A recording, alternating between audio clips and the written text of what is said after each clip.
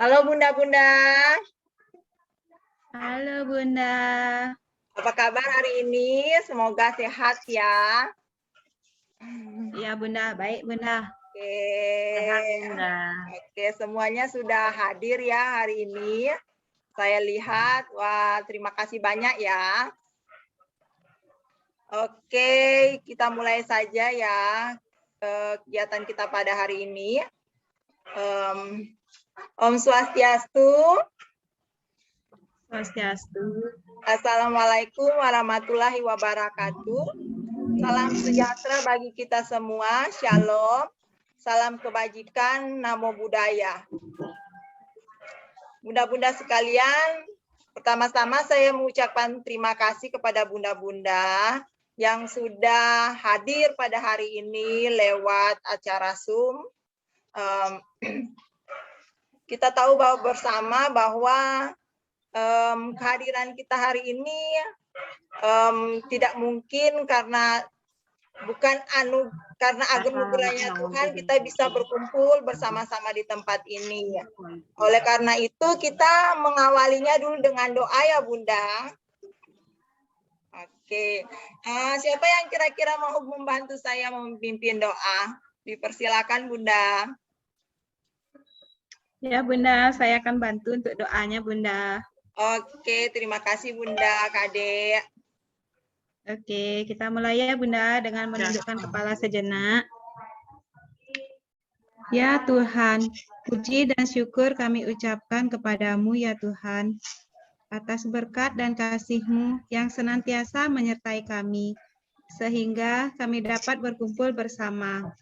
Tuntunlah kami dalam melaksanakan kegiatan hari ini, agar bisa berjalan dengan lancar. Om Santi Santi Santi Om. Terima kasih Bunda Kadek. Nah, sebelum kita mulai sebaiknya kita melakukan pemanasan dulu ya. Kita mau nyanyi atau bertepuk, kira-kira siapa yang bersedia memimpin tepuk hari ini atau bernyanyi, biar kita semangat hari ini. 20 menit. Ada yang bersedia? Bunda Eni bisa bantu Bunda Eni ya?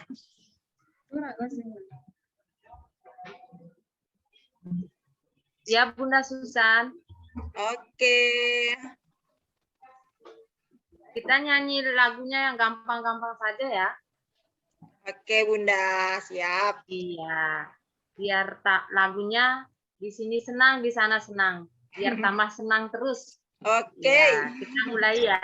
Nah, kita mulai ya. 1, 2, 3, mulai. Di sini senang, di sana senang, di mana-mana hatiku senang. Di Di rumah senang, di sekolah senang, di mana-mana hatiku senang. La la la la la la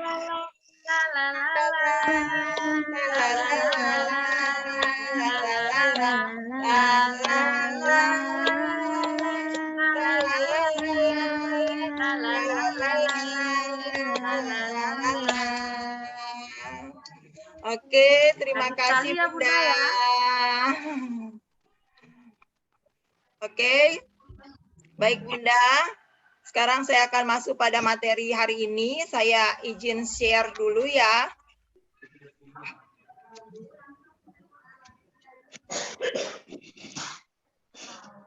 Bunda-bunda, apa sudah kelihatan share screen-nya saya? Sudah Bunda. Oke. Ya. Nah, oke Bunda, hari ini saya mengambil materi yaitu capaian pembelajaran.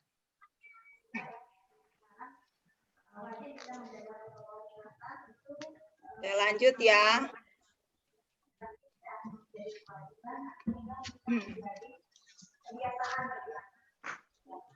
Nah, tujuan daripada pelatihan hari ini yaitu agar kita mampu mencapai arti dari tujuan pembelajaran. Kemudian agar kita mampu menginternalisasikan alur capaian pembelajaran ke tujuan pembelajaran dalam aktivitas pembelajaran. Nah, itu yang akan kita capai hari ini ya Bunda. Nah, berikut saya lanjut. Nah, kita mulai dari pengertian capaian pembelajaran.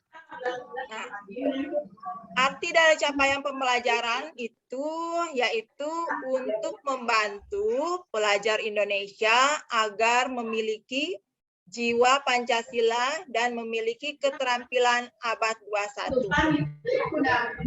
Bunda-bunda tahu bahwa keterampilan abad 21 itu adalah salah satu tujuan utama pendidikan Indonesia. Pasti bunda-bunda sudah tahu ya, apa saja tujuan utama pendidikan Indonesia kita. Nah, di mana orang tua, guru, ataupun siswa dan semua pemangku kepentingan perlu mendapatkan pemahaman yang sama tentang pengetahuan, sikap, dan keterampilan yang hendak dicapai oleh anak dalam setiap tahap perkembangan usianya. Nah, di sini bunda-bunda sekalian kan sudah jelas ya, bahwa semua orang tua, baik guru, siswa, dan pemangku kepentingan itu harus mempunyai pemahaman agar tercapai setiap aspek perkembangan masing-masing anak. Seperti itu ya Bunda ya. Kemudian saya lanjut.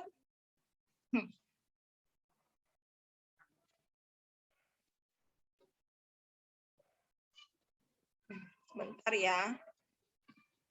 Saya lanjut ke mengapa menggunakan capaian pembelajaran.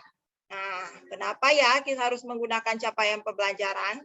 Nah, di sini kita menggunakan capaian pembelajaran itu untuk mewujudkan profil pelajar Pancasila. Nah, ini juga saya yakin bunda-bunda sudah tahu persis apa itu profil dari pelajar Pancasila, yaitu beriman bertakwa kepada Tuhan Yang Maha Esa, berakhlak mulia, berkebinekaan global, gotong royong, kreatif, bernalar kritis, dan juga mandiri. Ya. Kemudian saya lanjut. Di sini ada pendapat-pendapat dari para ahli ya Bunda ya. Sepertinya ini sudah tidak perlu saya jelaskan, Bunda-bunda sudah bisa melihat. Kemudian nanti kalau perlu saya bisa kirim lewat grup ya Bunda-bunda. Nah, biar lebih jelas nanti Bunda-bunda bisa memahami apa saja dari apa saja capaian yang diucapkan oleh para ahli atau pendapat dari para ahli apa aja ya. Nanti saya share ke grup kita. Oke, saya lanjut.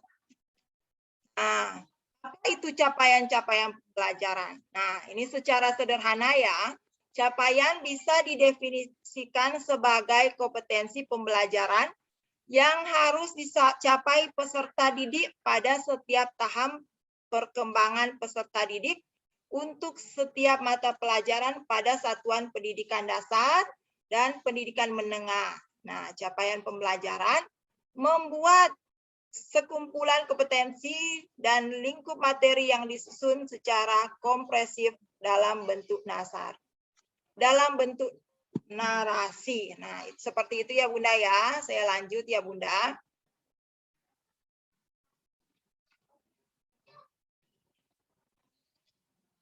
Nah, kita masuk ke tujuan capaian pembelajaran.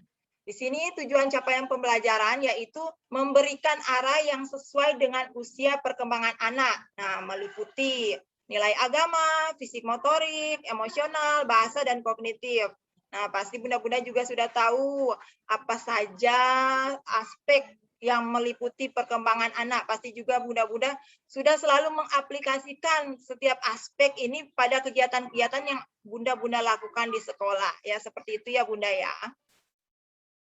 Lanjut, nah ini ada prinsip capaian pembelajaran, yaitu terstruktur dan spesifik. Nah, bisa dilihat apa saja itu terstruktur dan apa saja itu spesifik. Kemudian ada juga prinsip yang fleksibel. Nah, di sini juga sudah dijelaskan apa saja yang fleksibel. Kemudian ada otonomi. Nah, di sini juga ya Bunda, apa itu otonomi? Nanti saya share ya ke grup kita. Nah, sekarang saya mengacu kepada tujuan capaian dirumuskan per fase. Nah, di sini ada setiap tujuan pembelajaran yang akan kita rumuskan per fase, Bunda. Seperti materi pembelajaran itu tidak boleh terlalu padat. Materi itu harus benar-benar materi yang membuat anak didik kita merasa ingin mengikuti kegiatan yang kita lakukan. Jadi benar-benar kita harus membuat kegiatan kita yang benar-benar kegiatan yang bagus, menarik perhatian anak, menarik minat anak, seperti itu ya Bunda. Kemudian peserta didik mempunyai cukup banyak waktu untuk memperdalam materi dalam mengembangkan kompetensinya. Nah, kita harus memberikan peserta didik itu keleluasaan, ya. Sebagai guru kan kita tidak boleh terlalu memaksakan anak. Kita berikan keleluasaan pada mereka, ya. Seperti itu untuk memperdalam materi yang mereka dapatkan, yang kita berikan. Mereka bisa memperdalam semua materi itu agar supaya bisa mengembangkan kompetensinya. Ya, seperti itu Bunda ya. Oke, kita lanjut. Nah, saya lanjut ke penggunaan istilah fase dalam capaian pembelajaran. Nah, penggunaan istilah fase itu untuk membedakannya dengan kelas. Misalnya kalau kita di TK kan ada kelas-kelas ya Bunda, kita bisa membedakan kelasnya, mana anak yang misalnya kalau saya ada kelas A, ada kelas B, itu tergantung usianya ya, dan juga kita harus sesuaikan dengan perkembangan anaknya, seperti itu Bunda. Kemudian karena peserta didik di satu kelas yang sama, bisa jadi belajar dengan fase perkembangan yang berbeda. Oke, nah di sini sudah jelas ya Bunda bahwa setiap peserta didik itu walaupun di dalam satu kelas, mereka juga bisa belajar dalam fase perkembangan yang berbeda. Misalnya kalau mereka sudah mampu, sudah bisa, ya mereka bisa melanjutkan kegiatan yang lebih tingkatnya dari kegiatan yang sebelumnya. Seperti itu ya Bunda ya. Oke, saya lanjut. Nah, ini ada banyak sekali komponen dari capaian pembelajaran. Ya, saya bacakan yang ringkas saja ya Bunda. Yang pertama komponen capaian pembelajaran yaitu rasional mata pelajaran, kemudian tujuan mata pelajaran, kemudian karakteristik mata pelajaran, dan capaian pembelajaran dalam setiap fase. Ini untuk capaian pembelajaran dalam setiap fase itu masih dibagi dalam 4 bagian ya Bunda. Saya bacakan ya secara umumnya. Yang pertama, capaian pembelajaran secara keseluruhan. Kedua, capaian setiap fase menurut elemen. Ketiga, alur capaian pembelajaran setiap tahun. Dan yang terakhir, alur konten materi setiap tahun. Oke, seperti itu Bunda ya. Saya lanjutkan. Nah, bagaimanakah cara kita menggunakan capaian pembelajaran di sekolah? Nah, seperti ini ya, yang ada di tabelnya. Bunda-bunda bisa cermati alur capaian pembelajaran yang akan kita lakukan di sekolah. Ya, seperti ini Bunda ya. Saya, jika ada yang ingin bertanya atau belum merasa puas, atau saya buka diskusi. Jika ada yang ingin berdiskusi, saya persilakan ya Bunda-bunda, atau siapa yang sudah mempunyai pengalaman soal capaian pembelajaran yang selama ini dilakukan di sekolah, bisa ya Bunda di sharing-sharing bersama kita di sini ya. Oke, kita masih mempunyai waktu 4 menit ya Bunda. Jawabannya. Izin ya. Oke.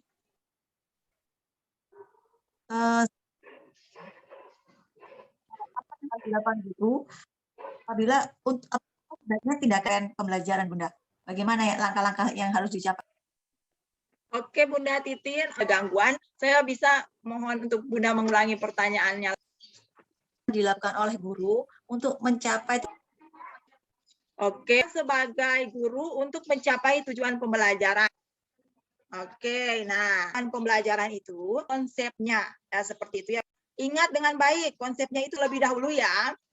Anda menerapkan apa konsepnya itu sudah pas untuk anak, konsep itu masih kurang pas untuk anak. Terakhir kita juga bisa mengalami dan mengevaluasi. Kita kan biasanya sebelum memberikan kegiatan, kita juga evaluasi dulu sebelum kita terstimulus dengan baik. Nah, baik setiap aspek perkembangan anak pasti mengetahui dengan PPT sesuai dengan PPT saya.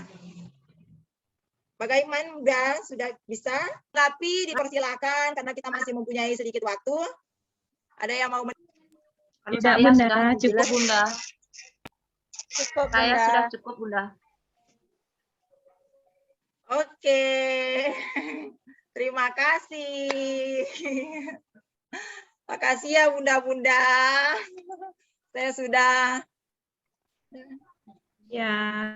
saya sudah selesai mempresentasikan materi pada hari ini. Terima kasih banyak ya sudah bergabung pada pelatihan hari ini.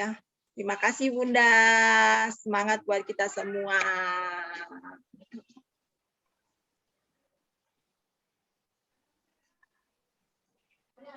Izin.